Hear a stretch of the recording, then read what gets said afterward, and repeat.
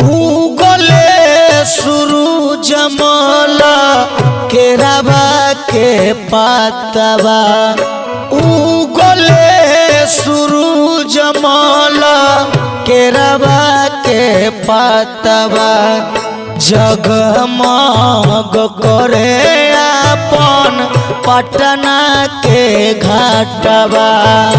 जगमग करे अपन पटना के घाटवा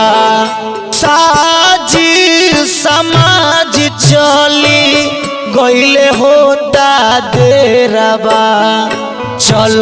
भौजी भइल जाता अर्घ के बेरबा चल भौजी भइल जाता अर्घ के बेरबा।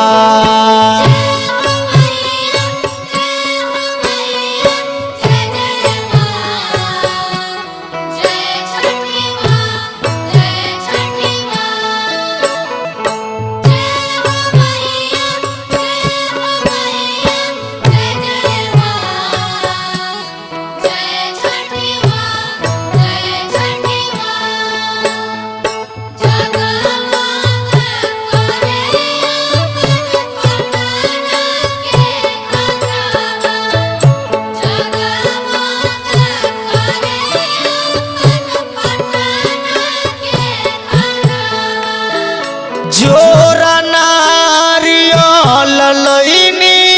केला के घौरबा चल भौजी देर होता साज के दौरबा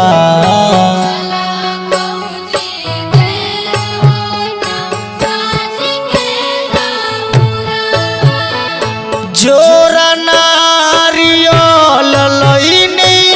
केला के घौरबा चल भौजी देर होता साज के दौरबा बहुते सुहावन लागे माई के बारातवा जगमग करे अपन पटना के घाटवा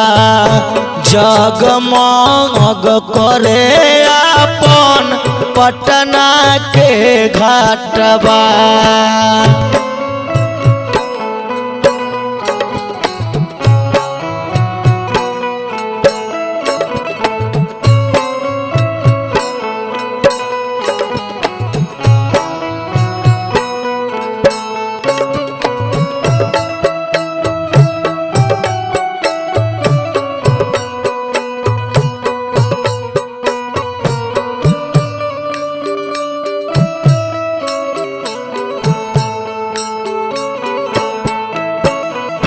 सुजिता सने ही गोबले माई के भजनमा उनके चरनिया में लागल बा ध्यानमा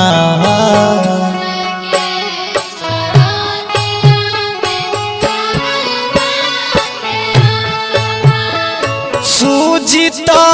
सने ही गोबले माई के भजनमा उनके चरनिया में लागल बा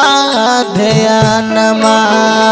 नईकी भौजी जात बारी